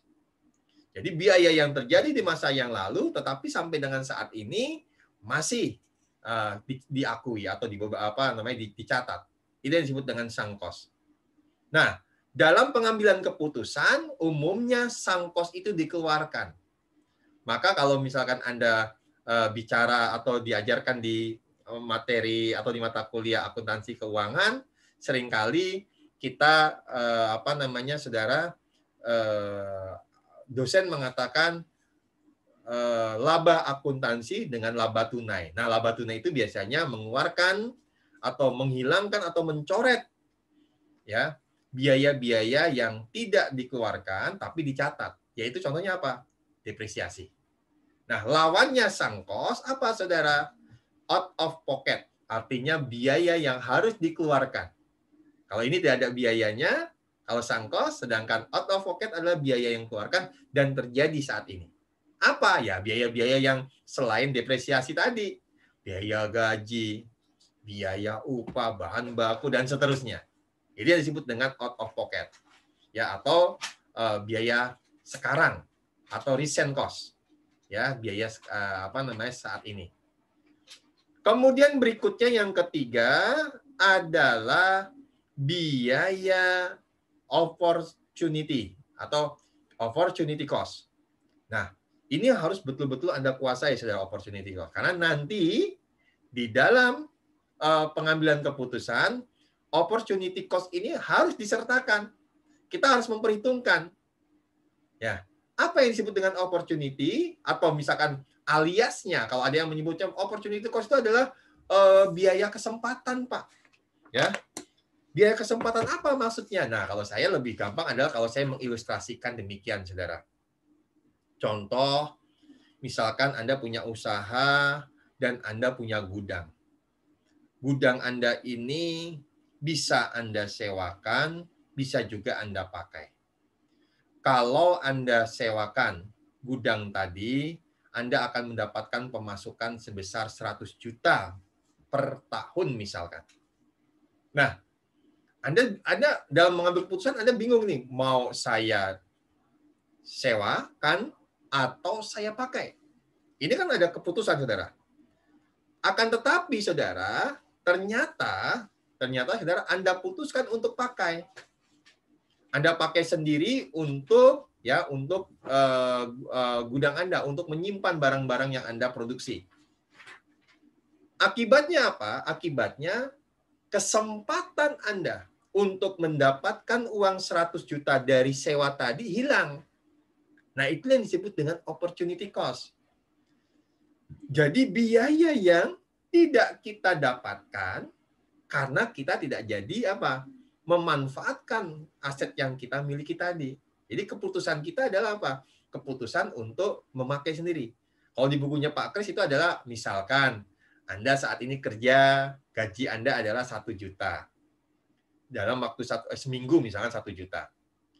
Nah, karena Anda ada libur, Anda bingung. Apakah saya mau libur 1 minggu atau cuti 1 minggu, atau saya tetap bekerja. Kalau bekerja nanti Anda dibayar 1 minggunya 1 juta. Tapi karena Anda sudah kangen, seperti judi, harus ketemu kakeknya atau neneknya, ya dia pulang ke Wonosari, maka dia tidak mendapatkan uang 1 juta dari gajinya, tapi judi lebih memilih pulang menengok orang kakek dan neneknya. Nah, itu yang disebut dengan kehilangan opportunity cost atau yang disebut dengan opportunity cost. Maka nanti dalam analisa keputusan, opportunity cost juga harus dipertimbangkan. Nah, kemudian yang kedua, yang berikutnya, yang keempat, ada yang disebut dengan controllable cost. Atau istilah aliasnya adalah cost yang dapat dikendalikan. Ya. Contohnya apa, saudara? Contohnya, ya tadi, saudara, kalau Anda mau memproduksi hari ini 10 unit, maka kalau Anda 10 unit ini butuh 5 meter kayu, maka Anda bisa mengendalikan ini 5 meter kayu. Ya. Anda bisa mengendalikan. Kalau Anda mau pakainya adalah 10 unit, nah, maka Anda akan menghitungan. Atau kalau yang paling gampang, saudara, yang paling gampang adalah biaya makan lah. Anda saat ini dikasih jatah orang tua Anda. Anda mau hari ini mau makan berapa kali? 1 kali, 2 kali, 3 kali. Ini adalah yang disebut dengan controllable. Anda bisa mengendalikan itu, dapat mengendalikan. Ya, saya mau makan apa hari ini? Oh, saya cukup makan telur ceplok saja. Saya ingin makan ayam goreng. Saya ingin makan soto. Ini mengendalikan, Anda kendalikan. Sehingga Anda bisa mengatur, oh hari ini saya hanya menghabiskan uang 10.000. Saya hanya menghabiskan uang 20.000. Nah, demikian, saudara. Itu yang disebut dengan controllable. Jadi Anda bisa. Nah, lawannya controllable apa? Ya pastinya uncontrollable. Contohnya adalah Anda tidak bisa mengendalikan. SPP tetap Anda, bisa nggak Anda kendalikan? Tidak bisa. Ya, karena biaya itu adalah sudah ketetapan dari kampus. Ya. Kemudian berikutnya adalah, yang terakhir adalah avoidable cost. Ya. Apa, saudara? Biaya yang dapat dihindarkan. Ya, kalau di dalam bukunya Pak Kris, biaya yang dapat dihindarkan atau avoidable adalah biaya yang tidak perlu dikeluarkan atau bisa dihindari pengeluarannya jika perusahaan memilih sebuah alternatif. Biasanya adalah ya berupa biaya variabel, meskipun ada juga biaya tetap yang dapat dihindari pengeluarannya. Ya, nanti silakan Anda baca sendiri. Demikian, saudara, ya, jenis-jenis biaya menurut berbagai tujuan. Nah, ini saya tambahkan laporan keuangan, khususnya di dalam laporan keuangan perusahaan manufaktur, ya. Biasanya di dalam laporan laba rugi akan terdiri dari informasi penjualan, dikurangi harga pokok penjualan, mulai dari produk jadi awal. Kalau di dalam perusahaan dagang itu disebut dengan persediaan barang dagangan. Kalau ini adalah produk jadi awal, ditambah dengan kos barang yang diproduksi senilai 1.200.000, dikurangi dengan persediaan barang jadi akhir, ya 300.000, maka didapatlah 1,4 adalah HPP. HPP dibandingkan dengan penjualan ketemu laba kotor. Laba kotor dikurangi dengan biaya-biaya operasional, atau lebih tepatnya adalah biaya periode, karena terjadi di tahun 2006, ya. Kemudian apa saja biaya penjualan dan biaya administrasi, didapatlah laba sebelum pajak. Nah, sedangkan untuk perhitungan nilai 1.200.000, kita akan membuat laporan lain yang disebut dengan laporan harga pokok produksi. Laporan harga pokok produksi terdiri dari bahan baku yang kita punya, ditambah dengan bahan baku yang kita beli, ya. Kemudian didapatlah bahan baku yang tersedia, dikurangi dengan persediaan akhir bahan baku, menjadi bahan baku yang digunakan dalam proses produksi. Ditambah dengan tenaga kerja dan overhead, ya, overhead itu macam-macam. Tenaga kerja tidak langsung, depresiasi, sewa, energi, PBB, pemeliharaan, sehingga dapatlah biaya produksi yang ditambahkan atau cost manufaktur yang ditambahkan.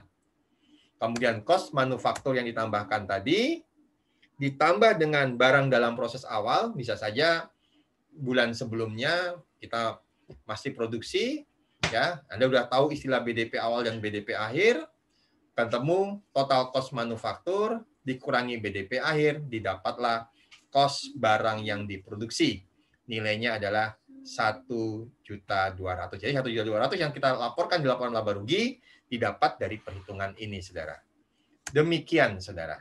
Ya, materi kita yang berhubungan dengan konsep dan klasifikasi serta terminologi cost atau biaya. Terima kasih, saudara. Ya, sampai di sini ada yang mau ditanyakan? Wah, Mas Fatwa udah mulai gerak-gerak badan, pegel ya Mas Fatwa ya. Oke, ada yang mau ditanyakan Mas Fatwa? Belum, Pak. Enggak ya? Oke, yang lainnya. Ada yang mau ditanyakan tidak ini? Mbak Narmadita, Intani, Tommy? Belum, Pak. Mas Tommy, mau ditanya Mas Tommy? Enggak, Pak. Enggak ya? Oke, baik. Kalau memang tidak ada yang mau ditanyakan, mohon saudara untuk mencermati kembali tugas yang terstruktur di saudara di RPS. Mohon maaf untuk yang tugas 1 ini belum bisa saya buat. Ya, nanti saya sertakan aja menyusul, tapi Anda kerjakan saja tugas yang terstruktur di RPS ya, yang ada di saudara, buku latihan khususnya. Nanti saya pilihkan saudara. Ya, nanti mohon untuk dicermati di virtual kelas kita ya, di portal ya saudara ya. Nanti BL nomor berapa saja yang yang harus Anda kerjakan. Demikian saudara. Jika tidak ada yang mau ditanyakan, kita akhiri kuliah kita hari ini. Mudah-mudahan penjelasan ini bisa Anda pahami. Ya, nanti kalau Anda kurang memahami, Anda bisa baca kembali baik di buku dari Pak Kris atau buku-buku yang lain, termasuk juga PPT yang sudah saya share ya. Atau nanti kalau Anda mau tanya, Anda bisa kita diskusi melalui WhatsApp saja atau di grup. Terima kasih saudara atas kehadiran Anda. Jangan lupa saudara, jangan lupa untuk presensi tadi sudah semuanya ya melalui OPA ya. Jadi mungkin ini sudah normal, artinya saya masih mengingatkan, tapi untuk minggu-minggu berikutnya mungkin kalau saya lupa untuk mengingatkan, Anda langsung saja untuk buka portal, kemudian Anda scan QR code untuk presensi, baik di jam pertama maupun yang jam kedua. Terima kasih saudara, ya sehat semua, ya tetap semangat ya walaupun keadaannya seperti ini. Saya yakin ya apa yang nanti kita lakukan sekarang di masa yang akan memberikan hasil yang maksimal lah, ya. Terima kasih. Wassalamualaikum warahmatullahi wabarakatuh. Waalaikumsalam warahmatullahi wabarakatuh. Waalaikumsalam, Pak. Wabarakatuh. Ya, terima kasih. Sama-sama.